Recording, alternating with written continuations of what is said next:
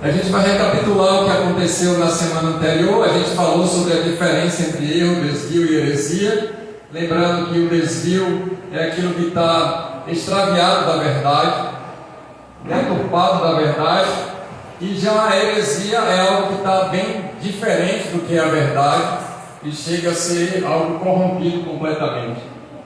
As principais doutrinas do cristianismo, para poder a gente entender, já está na rede social, também está no YouTube, está no Instagram, depois você pode acompanhar. Tem as principais doutrinas do cristianismo, se eu salvo engano, a gente falou sobre as 11 das principais. E é importante para a gente saber o que é realmente cristianismo e o que não é, para não confundir com outras religiões. E a gente falou sobre ondas pentecostais e chegamos então no neopentecostalismo. E aí é importante porque quando a gente fala de neopentecostalismo, seria uma terceira onda e a gente já está entrando nessa quarta onda desse movimento. E a gente precisa observar algumas coisas nesse movimento evangélico desses dias. Então nós, a partir de agora, temos duas responsabilidades. A primeira é evangelizar as pessoas que não conhecem a Deus, que não servem a Deus, que andam em pecado, que são chamadas de ímpias, e depois reevangelizar os cristãos. Essa frase é do pastor Vinho Leão e a gente recapitulou para poder ter embasamento naquilo que a gente vai trabalhar a partir desse momento.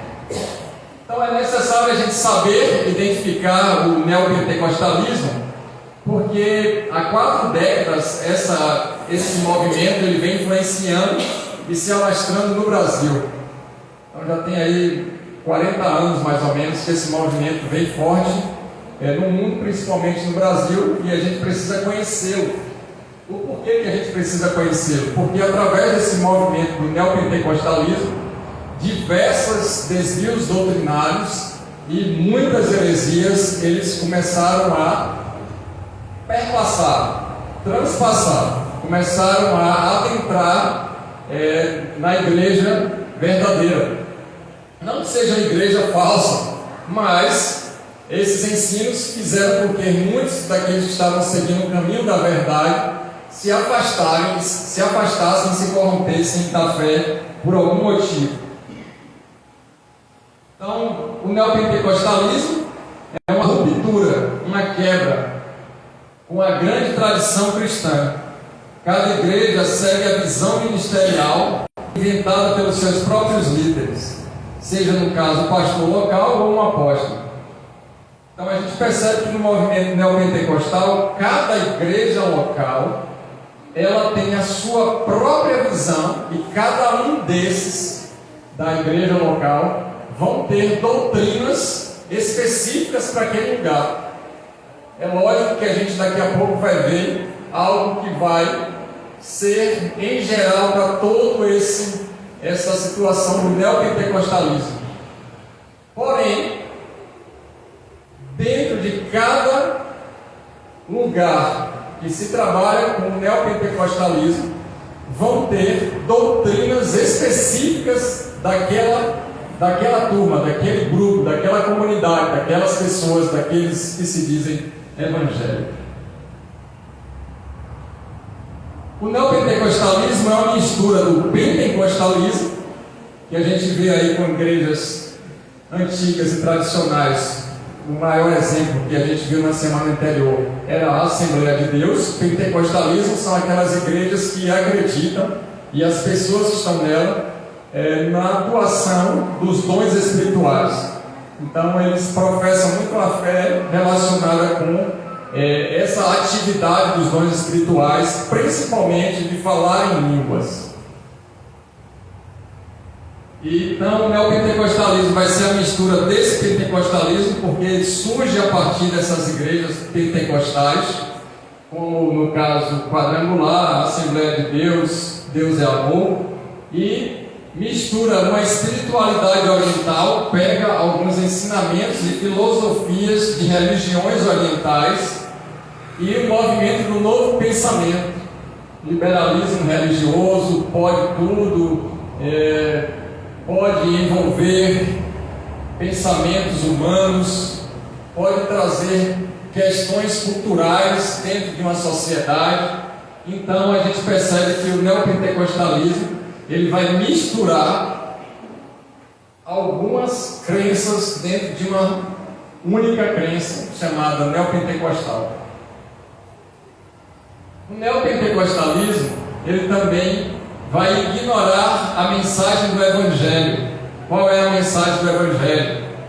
Cristo na cruz é o sacrifício completo, suficiente e definitivo pelo pecado.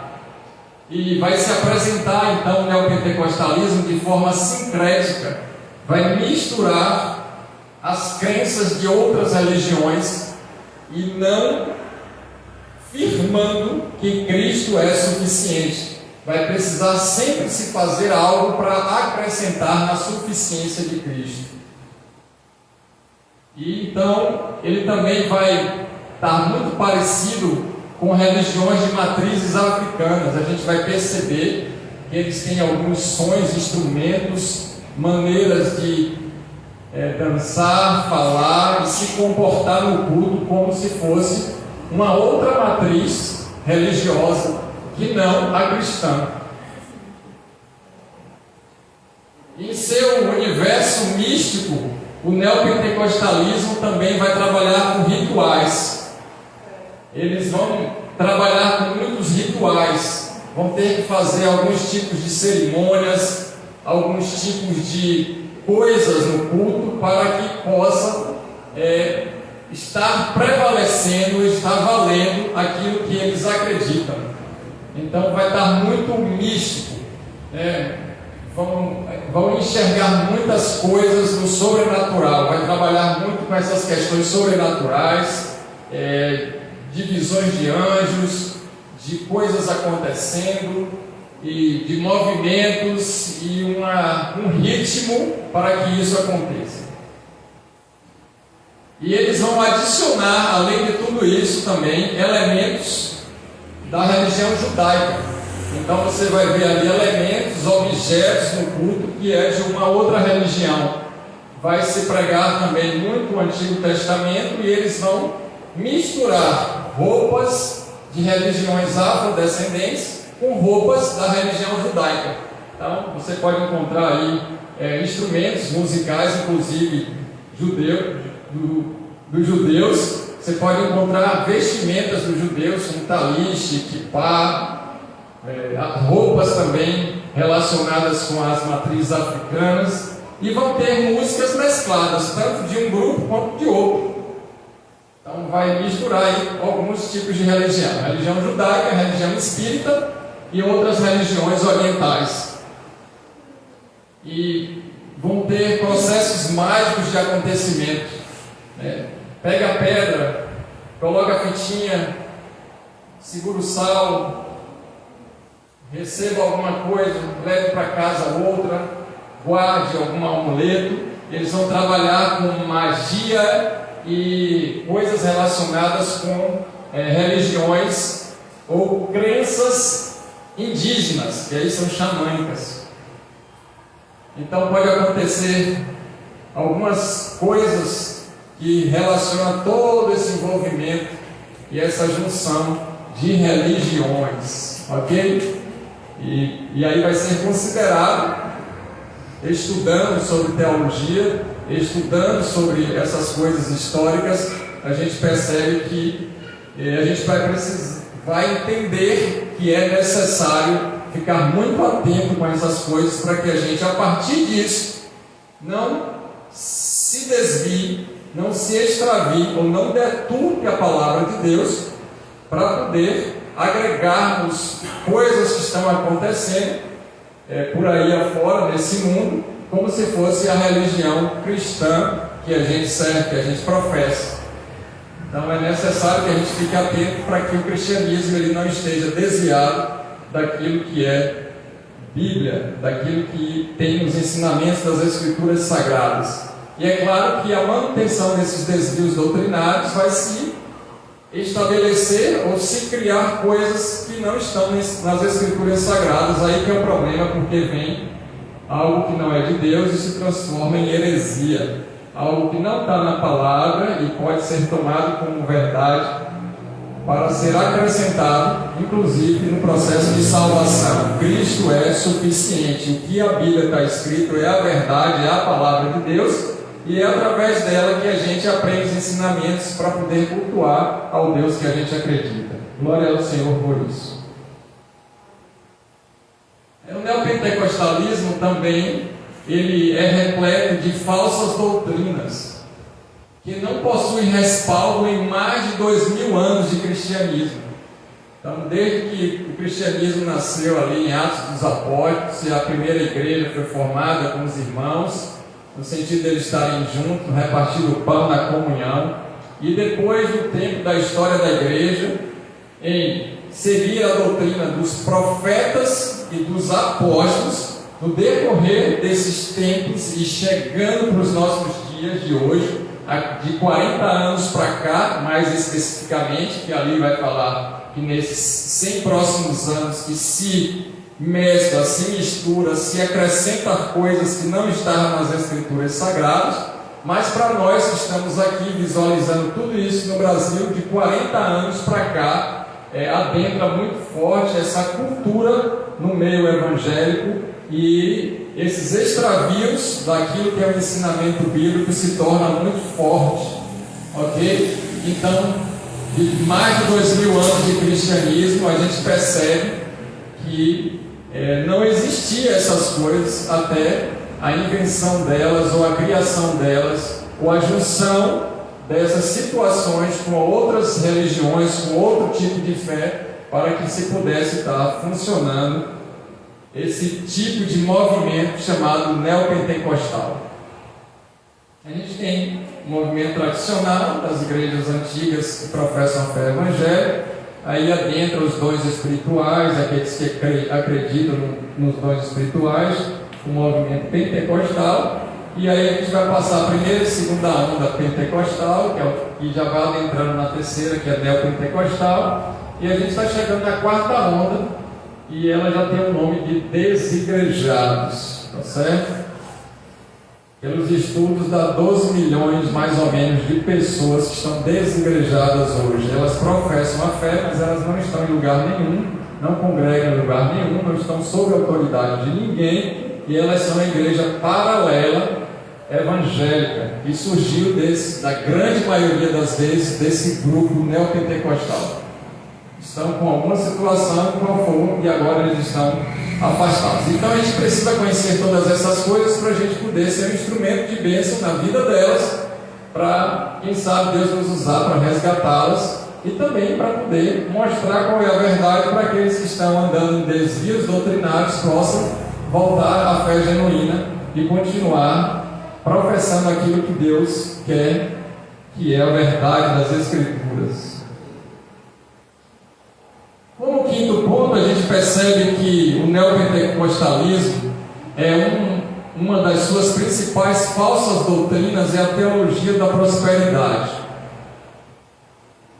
Vai contrariar grande parte do Evangelho, propondo riqueza como um sinal que Deus está no negócio. Se deu tudo certo, Deus está no negócio. Se está enricando, as coisas estão prosperando financeiramente, está adquirindo bens materiais, está juntando recursos, está tendo grande crescimento de bens, então é porque Deus está ali. A teologia da prosperidade vai trazer esse significado. Se Deus é um Deus todo-poderoso, Ele vai fazer com que o povo dele seja próspero, rico e tenha muita saúde para a glória dele. Isso aí é um desvio doutrinário. As Escrituras não ensinam isso. Jesus nos convida para sofrermos, para abandonarmos o pecado e mortificar nossa carne. Como consequência, Deus vai abençoar algumas pessoas, sim. Deus é um Deus de prosperidade, sim. Mas essa prosperidade material que é pregada nesse grupo religioso não é bíblica. Dentro desse grupo religioso também vai se possuir uma cultura de autoritarismo, sustentada por falsas doutrinas como cobertura espiritual, paternidade espiritual e anjo da igreja. Ninguém pode falar nada com o pastor porque ele é o soberano ele tem a revelação de Deus e tem toda a palavra final. Então eu coloquei aspiado aqui, porque a gente pode até dizer, não, eu estou descobrindo de oração. E para a gente não confundir alguns termos que esse tipo de cultura vai trazer como se fossem jargões, mas deturpado, distorcido de uma realidade. Então não é propriamente o termo que usa, mas a finalidade por qual é usado. Por isso que está aspiado. Então a gente vai dizer, ó irmão, eu vou cobrir você de oração para você acontecer o que Deus quer. E muitas vezes no português a gente falta palavras e a gente fala algumas palavras que até confunde as outras pessoas, porque o português é ambíguo, tem uma palavra para 3, 4 significados às vezes, mas eles trabalham muito com isso, cobertura espiritual. A igreja cobre a outra e o pastor cobre todo mundo. A paternidade não no sentido assim de pai na fé, a mãe na fé, alguém que a gente pegou e começou a cuidar e aí foi amadurecendo. O próprio Paulo fala isso com Timóteo, que diz, ele é o meu filho na fé, então cuidem dele e tal. Não é nesse sentido, mas a paternidade espiritual no sentido que agora todos que estiverem sob a minha liderança são meus filhos e tem que me honrar, tem que prestar conta, tem que fazer tudo o que eu quero e tem que me dizer toda a sua vida só pode fazer ou dar algum passo se aquele que está na liderança autorizar. Isso não é bíblico, a ponto de Jesus falar, olha, pai, você só tem um e é Deus, para poder já combater esse tipo de visão. E anjo da igreja, ninguém pode tocar no escolhido do Senhor. Se é o anjo da igreja, quem vai se levantar contra o eleito do Senhor? Então eles trazem alguns versículos sem contexto para dizer que o anjo agora, e esse anjo ele é poderoso, alado, e ninguém pode confrontar, inclusive ensinamentos errados, tá certo? Isso não é bíblico. Essas doutrinas visam estabelecer um tipo de clericalismo na igreja evangélica, fazendo com que esses líderes tenham muita autoridade e voltando à situação, porque é um sincretismo, uma mistura de pensamentos e ideias e dogmas e doutrinas religiosas, a infabilidade papal. Então se percebe que dificilmente tem uma diretoria, dificilmente nessas igrejas tem um grupo de apoio para poder se ter conselhos, aconselhamentos. Geralmente a pessoa, a figura daquele líder principal, e ele está sendo visto como um papa. O que ele fala é a voz de Deus na terra. Até aqui tudo bem? Bora tomando água.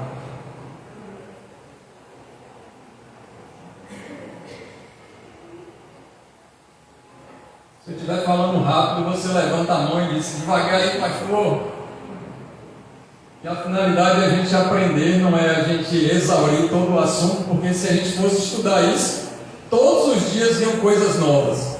Imagine que a gente está aqui, daqui a pouco chega uma igreja com esse estilo de doutrina, mais próximo da gente aí a 1 quilômetro, botar um pouco longe também, né? Ninguém merece.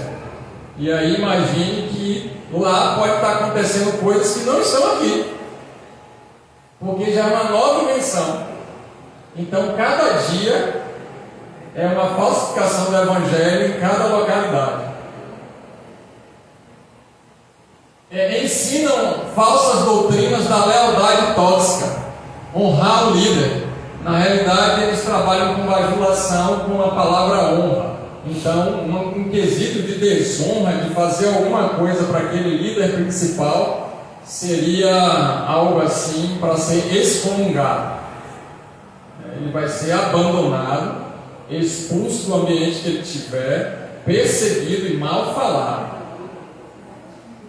Essa submissão é inquestionável, ninguém pode falar nada, porque ele tem a palavra final, é exatamente aquele profeta. A voz de Deus é um Deus vivo na terra, e Deus amigo. Dessa forma eles vão legitimando comportamentos abusivos e domínio total do indivíduo, fazendo com que a pessoa não tenha individualidade, não tenha autonomia para pensar diferente. ela não tenha mais liberdade de se expressar, de falar, de agir. Inclusive as pessoas ficam com medo até de questionar, de perguntar alguma coisa. Então o relacionamento ele vai ser um relacionamento de toxicidade. Inclusive, uma dessas características que mais se aproximam dessas grandes denominações neopentecostais, a gente precisa ficar atentando para isso, porque dentro dessa cultura pode acontecer piores seitas possíveis. Pode surgir dentro desse grupo uma que é realmente seita, que não fala nada com nada, que Jesus já não é o centro de nada, que não foi salvo por causa de Cristo e está se identificando, inclusive, quando o Instituto Brasileiro de Geografia e Estatística bate na porta, vai declarar que é evangélico, mas está muito desviado, ou melhor, está vivendo uma vida herética pensando que é evangélico, né? Só para a gente entender o que significa evangélico, são aqueles que professam a fé evangélica, de levar as boas novas para outras pessoas serem alcançadas. Por isso o nome é evangelho, de evangelismo.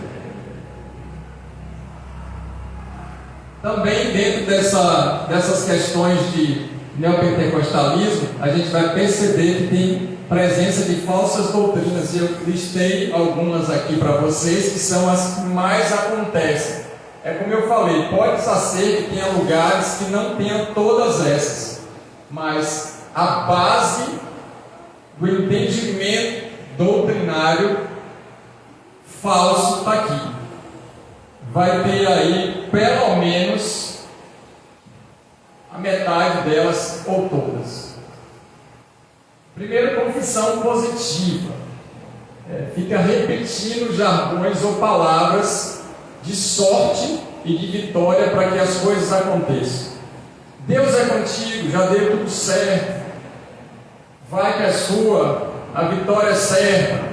E as pessoas começam a repetir essas coisas, e aí você vê que há uma confusão, porque existem textos na Bíblia que vai falar que Deus está dando realmente vitória para o povo, que Deus quer que avance, que Deus quer que conquiste, mas eles vão ficar repetindo isso como se fosse uma frequência eloquente, porque eles entendem o seguinte: quanto mais se falar essas coisas, mais vai mover o mundo invisível para que aconteça o que a pessoa fala. Já pensou se fosse assim? Todo mundo falando e acontecendo? Ia falir a Caixa Econômica na época de loteria. Então, a gente precisa ter cuidado com essas coisas. É lógico que vão ter respaldos bíblicos para eles vão dizer que Deus vai cumprir a palavra daquele que é a autoridade máxima. Deus cumpre o que o profeta fala, mas Deus só vai cumprir se estiver de acordo com as Escrituras. Deus não vai cumprir fora das Escrituras sagradas. Novo apostolado, então eles trazem aquele que vai ser o supremo. Então não tem como ser um obreiro, um diácono. Eles vão colocar na última categoria, aqueles que encontraram, tiveram uma visão de Cristo, tiveram um encontro com Cristo, e a partir do que Cristo passou específico para aquele apóstolo, é exatamente o que vai acontecer, porque nas Escrituras foi assim: Jesus chamou os 12 apóstolos, instituiu para ele fazer alguma coisa e enviou, comissionou eles com um propósito específico. Então, quando eles trazem esse nome de apostolado, desse novo apostolado, está dizendo assim: ninguém pode falar nada porque eu tenho uma razão suficiente. Eu que tive contato com Jesus em glória, e eu sei o que eu estou falando, porque fui eu que encontrei com Cristo, não foi você que está abaixo de mim. Então eles trazem essa questão do novo apostolado, dizendo que todo o poder e autoridade está nessa pessoa. Alguns até já não são nem mais apóstolos, já são patriarcas. Outros já são anjos alados e outros já são semideuses. Daqui a pouco é faraó. Algumas igrejas já estão nesse nível, porque existiam alguns apóstolos e aí tinha que ter um líder maior. Então virou patriarca, porque ele era o líder dos apóstolos. Aí trouxeram a antiga aliança abraâmica. A gente já passou pela aliança de Moisés, já passou Na aliança de Cristo, a pessoa volta para lá, para a antiguidade. Misericórdia. Essas coisas todas para a gente aprender, para que a gente possa ficar atento. E isso não possa invadir a nossa mente, o nosso coração, e que a gente possa discernir os tempos que são difíceis e trabalhosos. Quebra de maldições. Então a gente sabe que aquele que não está andando de acordo com as Escrituras Sagradas, ele pode sofrer algumas maldições, né? O próprio Cristo, ele vai mostrar algumas coisas relacionadas dessas tendências, inclusive familiares, da gente repetir coisas que nossos pais fazem, porque a gente não se esforçou, não está buscando muito a Deus. Daqui a pouco a gente está se vendo como se fossem nossos pais. Quem um dia não se parou e viu fazendo práticas, inclusive abusivas, corrompidas, erradas, pecaminosas dos nossos pais? Quem não? Mas em Cristo se encerrou todo esse processo. Se a gente for humildemente diante dele e se arrepender dos nossos pecados, a gente consegue ter uma vida diferente da vida dos nossos pais, para melhor.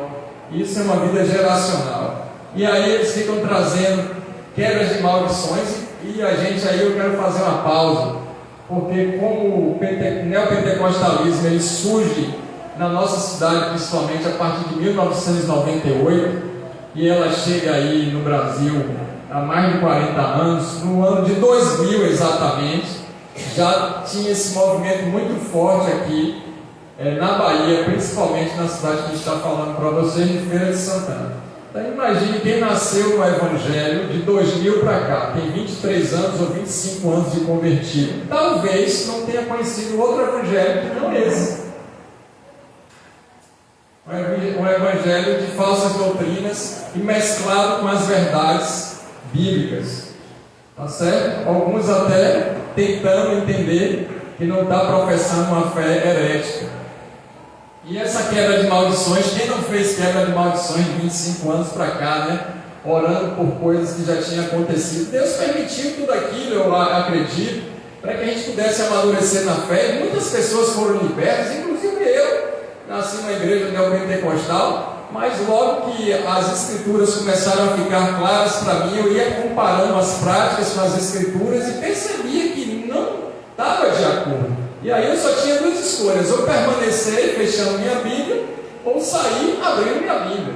Então, para a glória de Deus, impulsionado pelo Espírito Santo, ele me fez não somente sair, mas estudar as escrituras sagradas, me aprofundar no estudo bíblico, para que eu pudesse hoje estar compartilhando com vocês e ensinando algo no qual a gente viveu.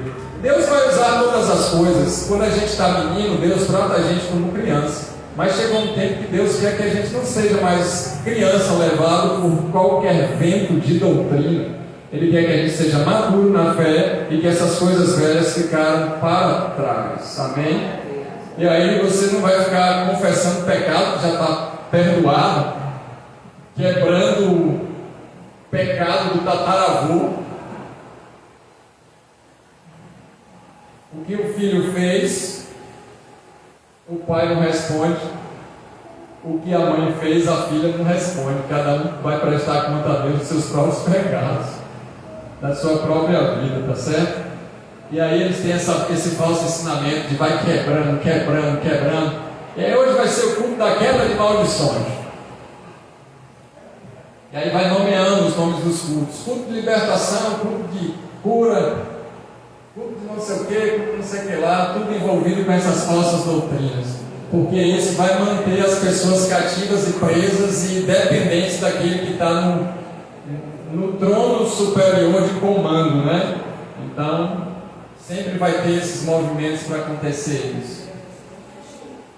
Ligação de alma, então vai dizer que uma pessoa está ligada automaticamente na outra, porque teve um relacionamento. É lógico que a gente entende que o pacto de sangue, quem veio das religiões afro e quem já teve contato com o mundo espiritual, sabe que o pacto de sangue é verdadeiro. Jesus foi um pacto de sangue para que a gente pudesse estar liberto, curado e salvo para todos sempre. O maior pacto, o mais poderoso de todos. Então, no mundo espiritual também acontecem os pactos de sangue, mas quando ele fala de ligação de alma, vai começar a ligar ex-namorados que teve, ex-relacionamentos que teve, ex-contatos que teve, ex-lugares que passou, e daqui a pouco a pessoa está no emaranhado que ela é a mosca que caiu na teia de aranha. Pronto. Quanto mais ela se mexer, mais a aranha avança. Então ela vai ficar ali parada e aceitando tudo que está acontecendo na falsa doutrina, porque se ela se mexer, a aranha vem. Então ela... Tá certo? Nada que um inseticida não resolva daqueles novos que matam aranha, escorpião. Você vai fora ali, caiu tudo, a mosca voa. Louvado seja Deus. Aí a gente tem também os atos proféticos, né? Não que não exista profecia, o ensino da Bíblia, e às vezes Deus nos conduz para fazer coisas que dizem: que negócio é esse, Jesus? E acontece realmente, de vez em quando, Deus dá um direcionamento específico para a gente fazer algo para Ele. E louvado seja o nome do Senhor. Mas a gente tem que ter cuidado quando se fala assim muito em atos proféticos, porque para tudo vai ter uma situação. Então vai dizer assim: nós vamos rodar essa cidade toda e jogar óleo do helicóptero, porque feira vai ser liberta. Tem 20 anos que isso aconteceu aqui na cidade, e a cidade está pior. Agora a quarta mais violenta. Não foi por falta de óleo, né? Foi por falta de santidade. Então não adianta se fazer nada se não está uma vida de obediência e santidade. Deus não vai cumprir nada se a pessoa não está caminhando de acordo com a vontade dele. Então começa a ser algumas coisas, né? Vai ter que passar no corredor de não sei aonde. Não passa no corredor polonês, não, pelo amor de Deus. Tem que tirar a sandália e pisar no sal. Fogueira de São João, fogueira de Santa, fogueira de não sei aonde. Essas coisas todas que acontecem nesses atos. E aí todo mundo tem que tocar um instrumento de vez. Tem que estar todo mundo fazendo a mesma coisa ao mesmo tempo, todo mundo vestido igual para fazer alguma coisa.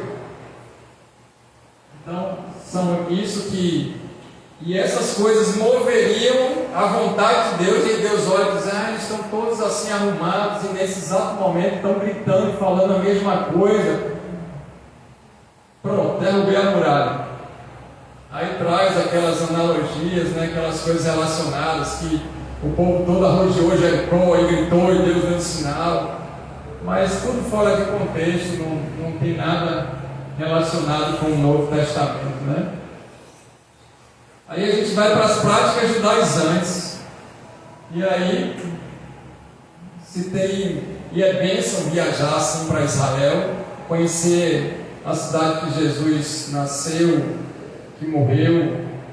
Tem todo um sentido, né? Quem viaja para Israel, é o que as pessoas falam, tem uma amplitude, uma visão maior dos acontecimentos, porque está lá em loco, conhece as coisas, sabe como foi.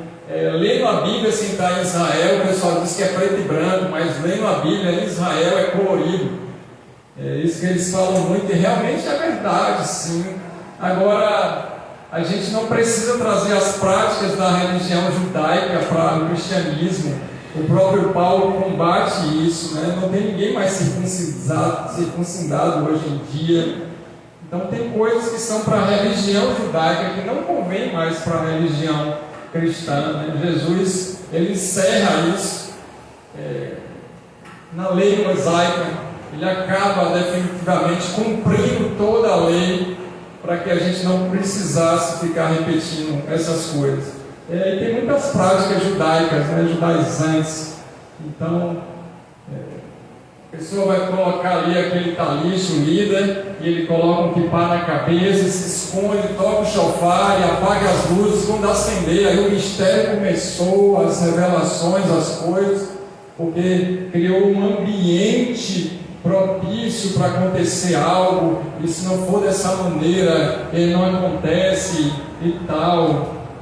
E o óleo é a bênção, mas esse óleo só serve se ele for de Israel. O batismo é importante, mas todos têm que ir numa caravana para Israel para se batizar no Jordão. O segundo, terceiro batismo, quem sabe um quarto batismo, e algumas práticas que tem, né? Inclusive templos parecendo templos judaicos. Não é mais a paz do Senhor, é Shalom Adonai. Jesus agora é Yeshua HaMashiach. Umas coisas assim que a gente precisa tomar cuidado, tá bom, pessoal? Então, cuidado, muito cuidado com essas práticas, tá certo? Mapeamento espiritual. E aí vai saber de onde você veio, com que família está ligada, que ano nasceu, qual foi a data de nascimento. Aí envolve uma cabala judaizante com numerologia, com astrologia, já começa a fazer conta de números da sua quantidade de letras que você tem, e aí já mapeia a sua vida. Se você nasceu na esquina que foi no hospital, e aquele hospital ali era uma casa de feitiçaria, e você nasceu naquele hospital e você já nasceu com um problema, porque aquela região que você estava, e aí você vai ter que mapear toda a pessoa, mapear o lugar. Esse bairro acontece que quem está dominando esse bairro, esse tipo de demônio ali na esquina já é outro, e aqui nessa esquina já tem outro, e se é juntando com a outra cidade já é assim, aí o cara fica todo psiquiátrico. Os surtos psicóticos complexos. É verdade, tem muitos que estão afastados, que estão em tratamento psiquiátrico. Eu conheço um rapaz que era fogo de Deus, Deus usava bastante, e hoje ele está psiquiátrico nessas coisas, mapeou tanto, fez tanta coisa que se perdeu, está tomando remédio controlado, assim, péssimo. Quebra de vínculos, né? Se vinculou e agora tem que quebrar, é a quebradeira evangélica. Maldição hereditária, a gente falou, né, também a respeito da quebra de vínculo. Maldição hereditária vai passando de geração em geração, usa muito aquele texto que o Senhor, ele amaldiçoa até a quarta geração. Alguns chegaram até a 13ª geração, mas depois que perceberam que tinham partido para o número 13, aí esqueceram da 13ª geração, agora só é quarta. Um bocado de coisas assim que, meu Deus. E realmente a Bíblia está escrito que essas tendências vão passar de geração em geração. Se a gente não ensina os nossos filhos o caminho que deve seguir, ele vai cometer práticas da nossa família, porque ele tem contato mais com quem? Com as pessoas que ele convive. Então vai se repetir modelos equivocados de uma fé. E para isso os pais são responsáveis por doutrinar os filhos. Ensina o teu filho o caminho que deve andar, né? Corte ou cortejo. Então a pessoa começa a ter interesse pela outra, e que é de outro sexo, lógico, né? Na igreja evangélica. Aí eu faço uma pausa. Dentro do neopentecostalismo, possa ser que tenha igrejas, e já tem igrejas, com gênero de todos os tipos, inclusive com os líderes com essas questões de gênero, de casamento do mesmo sexo. E daí essa cor de cortejo é o seguinte: tem que comunicar todos que estão em pensamento de se relacionar, de ter um namorado, uma namorada, se casar, tem que ter autorização dos líderes da igreja, e os líderes têm que conversar com os dois e têm que controlar a vida a partir de tudo. E aí vai ficar controlando a vida toda, querendo saber todos os detalhes, e só é permitido o casamento se tiver a aprovação desses líderes, que são os pais espirituais. Se não, não. E aí a pessoa agora ela não tem mais privacidade, porque o celular vai estar hackeado. A internet vai estar hackeada. Sabe aquele programa, aquele aplicativo que a gente tem, que a gente coloca para a gente poder acompanhar os nossos filhos e sabe tudo, e as mensagens estão chegando para a gente? É isso aqui que é corte e cortejo, tá bom? A pessoa perdeu a vida e a liberdade quando ela disse que está pensando em se relacionar. Se já chegar casado, aí ficou fora da corte e cortejo, e mesmo assim, se for um casal que vai ter alguma potencialidade para trabalhar na igreja, esses líderes vão investigar a vida toda, querer saber tudo, dar dica, palpite, querer entrar na vida mesmo, e quem não fizer isso aí é mal visto e não vai servir para poder ser aquele fiel às questões relacionadas com a fidelidade e lealdade de homem. E aí a visão celular. Essa visão celular Ela chega no Brasil por volta de 1986, mas ela se fundamenta em 1998 e em 2000 ela chega aqui na cidade de Feira de Santana, na Bahia. Em 2002 ela avança. Quando chega em 2005, o líder colombiano ele tem um atrito com o líder brasileiro e divide em dois: questões de poder, questões financeiras, questões de manutenção dessas lealdades. Eles se divergem, e em 2005 a visão celular que veio com aquela questão de grupos familiares para propagação do Evangelho já perde o sentido de lá em lá, casa em casa, edificação pessoal, porque cada líder agora de célula começou a ter autoridade, carisma, e começou a fundar as próprias igrejas que eram surgindo nas casas. E aí começa aquele rompimento todo, e para reorganizar isso no Brasil, G12 vira M12 em 2005. E até hoje perdura pela nossa cidade, com algumas questões relacionadas com isso. E aí, quem não está nessa visão, não é de Deus. Mas quem está na visão vai ter que passar por todas as outras coisas, porque essa visão celular de falsa doutrina, ela insere todas as outras falsas com ela. Inclusive, que a gente já viu, a teologia da prosperidade, porque agora se multiplicam os grupos, então se aumenta também a quantidade de arrecadação. E aí, quando se toma uma proporção, há atrito, divergência e rompimento, tá bom? Agora, grupo familiar é bênção. A igreja nasceu em grupos familiares, a gente vê a igreja expandindo através de grupos familiares. É lá no lar que a gente toma um café junto, que a gente conhece o outro, que a gente cresce, amadurece, que Deus abençoa e prospera. Só que, como é falso, vai ser tudo deturpado, tudo diferente daquilo que deveria ser. Então, ainda que o propósito foi algo benéfico, ele foi completamente distorcido no decorrer do tempo. Tá certo? Então, se em 2005 entrou a visão M12 na cidade de Feira, a gente vai ver isso mais para frente daqui a pouco. Em 2015 anos, né? 18 anos. Né? A gente tem aí 20 anos. Quem nasceu no Evangelho de 20 anos para cá, talvez está cheio de resquícios, ou aprendeu diversas falsas doutrinas que é necessário agora a gente romper com isso.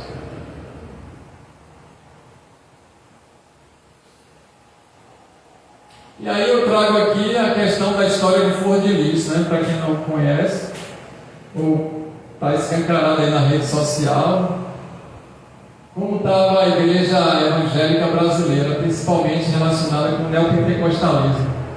Flor de Lis foi presa por assassinato do marido, que também era pastor do seu ministério. Ela era pastora de 9 templos neopentecostais do Rio de Janeiro. Ela foi deputada mais votada no Rio de Janeiro em 2018. Era cantora do cast de maior gravadora evangélica do país. Frequentava mais importantes púlpitos do país. E esses púlpitos, onde é que estavam os profetas que não profetizaram contra ela? Contra os pecados. Este é o questionamento a respeito das falsas doutrinas e heresias. Então ela tinha duas seitas, uma seita religiosa neopentecostal com nome de igreja e outra pior dentro de casa, né? Dentro de casa ela tinha uma seita satânica cheia de ritos e feitiços que envolvia abuso sexual de menores, inclusive com rituais macabros de morte. Isso está na rede social, espalhado em todas os jornais, revistas. Ela continua ainda presa, por isso que eu trouxe. Eu usava um trabalho social de fachada para arrecadar dinheiro e obter fama e influência política em um esquema de arrecadação de dinheiros em termos da sua denominação seita. Isso acontece para que a gente possa perceber que Muitas obras sociais nessas igrejas neopentecostais são fortes, mas para poder ter um status social e um poderio político de domínio, inclusive relacionado com a política, tá bom? Deus vai usar a obra social, louvado seja o nome do Senhor, é bênção a obra social, as igrejas têm que fazer obra social, existem organizações não governamentais, da nossa sociedade civil que fazem obras sociais, associações, inclusive evangélicas também, que fazem obras sociais, muito importante a obra social. Agora, a motivação por trás da obra social que precisa ser analisada e nós termos atenção. Conhecer sobre o neopentecostalismo é muito importante, pois a quase totalidade das igrejas e comunidades neopentecostais comportam como seitas e são muito perigosas. Quase totalidade. Posso dizer aí sem medo, 98%. E aí eu quero trabalhar com vocês 30 características das igrejas neopentecostais. Será que não dá mais tempo? Deixaremos para a próxima semana. Amém? Louvado seja Deus. Então você já está motivado e convidado para poder estar na nossa rede social, para poder seguir aí essa série de estudos sobre os desvios doutrinários e heresias evangélicas. Semana que vem, de hoje a 8, dia 17 de maio, se assim Deus nos permitir, estaremos nessa casa de oração ensinando mais para vocês. Vamos orar.